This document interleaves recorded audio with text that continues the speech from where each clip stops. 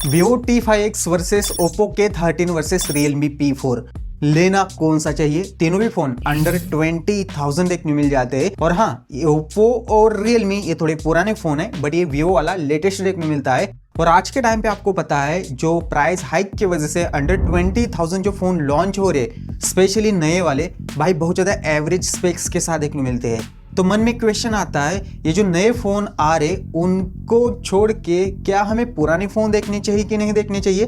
भाई टकाटक वीडियो के अंदर आपको पता चल जाएगा। तीनों फोन के अंदर अच्छा खासा डिफरेंस देखने मिलता है। और हाँ भाई, मैं क्लियरली बोल सकता हूं, इनमें से एक गलत फोन लोगे तो पछतावा बहुत ज्यादा होगा, क्योंकि बहुत सारी चीजें हैं जो भाई वीडियो के अंदर टकाटक आपको पता चल जाएगी। सबसे पहले भाई आप इनकी प्राइस देखते हो। Vivo 6GB 128GB लगभग 18,000 के आसपास ऑल ऑफर वगैरह लगा के देखने मिलता है। Oppo ही ऐसा ब्रांड है भाई जो कभी 22,000 फोन की प्राइस करता है, कभी 16,000 करता है, तो कभी 18,000। आपको ध्यान देना पड़ेगा।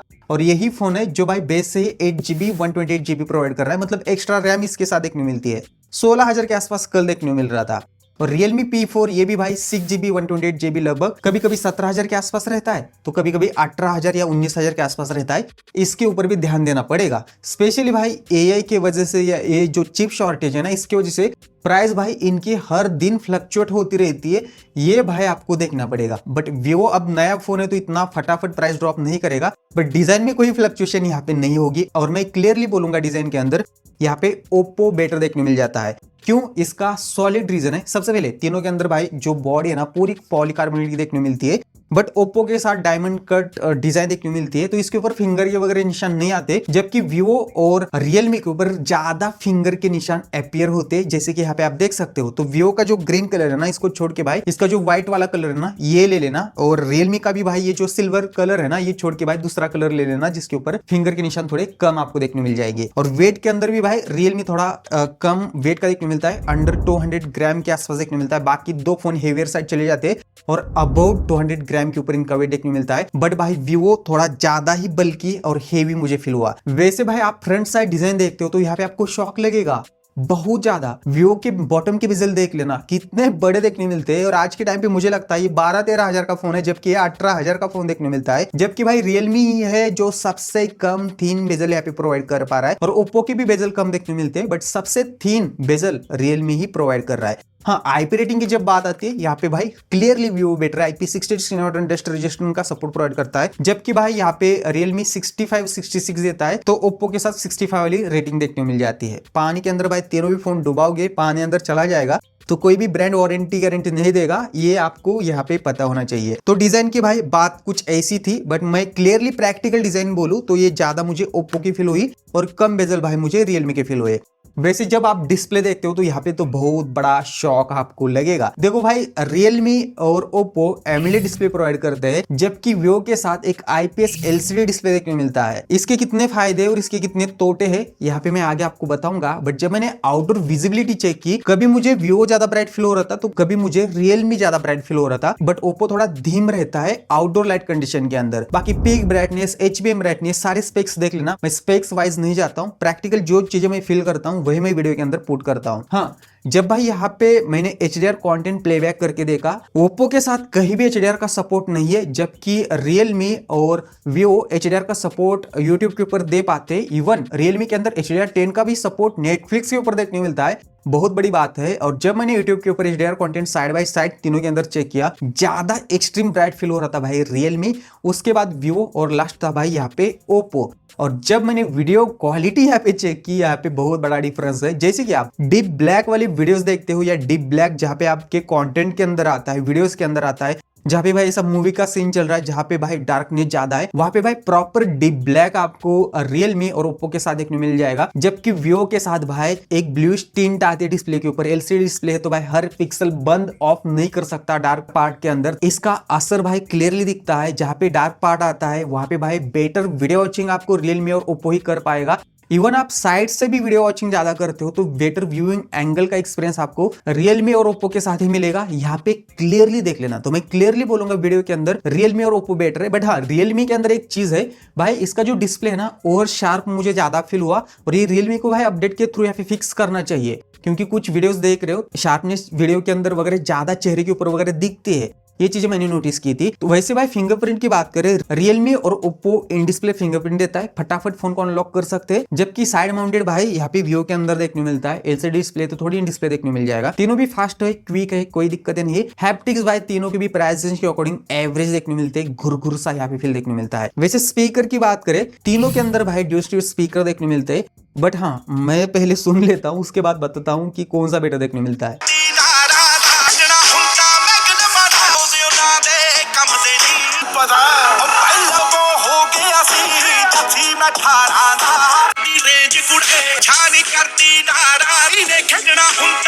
तो क्लियरली है भाई, यहाँ पे ओप्पो बेटर देखने मिलता है, बेस थोड़ा क्लियरली महसूस होता है और लाउडनेस भी अच्छी है। सेकंड नंबर पे मैं रुकूंगा यहाँ पे रियलमी को, इसका बेस थोड़ा ज्यादा महसूस नहीं होता, बट लाउडनेस वगैरह वेल ट्यून्ड मुझे देखने मिली। और सबसे लास्ट रखूंगा मैं वीवो को, ज्यादा चिल्लाता है। तो भाई ये वीवो बहुत चिल्लाता है, मतलब आपको ना बेसिक सा ही स्पीकर देखने मिलते हैं, नीचे का ज्यादा लाउड है और ऊपर का भाई जो ईयर पीस है ना उससे ही आवाज आता है, तो फील नहीं आता वो। तो ये चीजें है भाई, स्पीकर में ओप्पो क्लियरली बेटर है यहाँ पे। ठीक है ये पता चला, बट नेटवर्क का बताओ। देखो तीनों भी 5G फोन है, यहाँ पे कोई इश्यू नहीं है। रियलमी और ओप्पो के अंदर 9 5G के बैंड्स देखने मिलते हैं, जबकि वीवो के अंदर 8 5G के बैंड्स देखने मिलते हैं। कनेक्टिविटी भाई तीनों की भी बढ़िया है, कोई दिक्कत है मुझे फील नहीं हुई। हाँ यहाँ पे एक चीज मैंने नोटिस की, वीवो के साथ 4G+ शो हो रहा था, जबकि मेरे एरिया में भाई ओप्पो और रियलमी शो नहीं कर रहा था, क्यों मुझे ये पता नहीं। बट डेटा स्पीड भाई तीनों का भी अच्छा देखने मिल जाता है।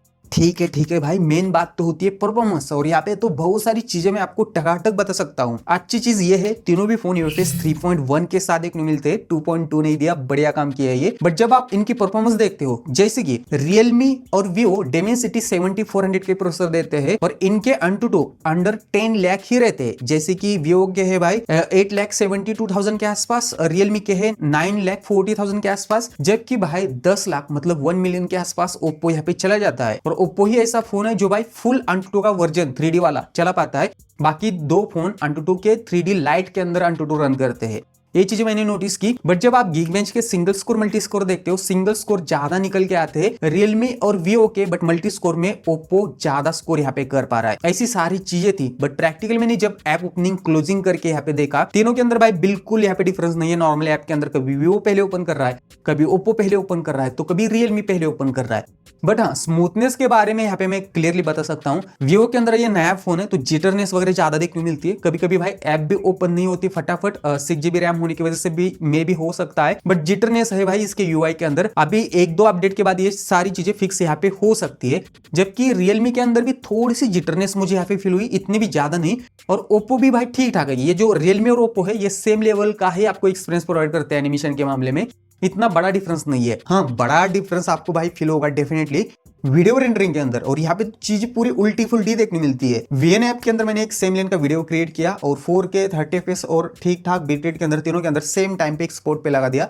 शौक आपको लगेगा, वीवो ने पहले वीडियो को एक्सपोर्ट किया, उसके 10 सेकंड के बाद भाई रियलमी ने एक्सपोर्ट किया, और वहां से लगभग 40 to 50 सेकंड लगे ओप्पो को वीडियो को फिनिश करने में। मल्टी स्कोर में ओप्पो ज्यादा स्कोर निकल के आता है, बट प्रैक्टिकल वीडियो रेंडरिंग में ये सबसे पीछे रहता है। ये चीज मैंने यहाँ पे नोटिस की। बाकी हाँ जब आप गेमिंग करोगे, रियलमी ही है भाई जो स्मूथ प्लस एक्सट्रीम प्लस मतलब 90 fps की सेटिंग अनलॉक करता है बीजीएमआई के अंदर। बाकी दो फोन स्मूथ प्लस एक्सट्रीम मतलब 60 fps के आसपास ही रहते हैं। और जितना मैंने यहाँ पे रियलमी के अंदर चेक किया, 75 fps के आसपास एवरेज fps आपको 90 fps के अंदर देखने मिल जाएंगे।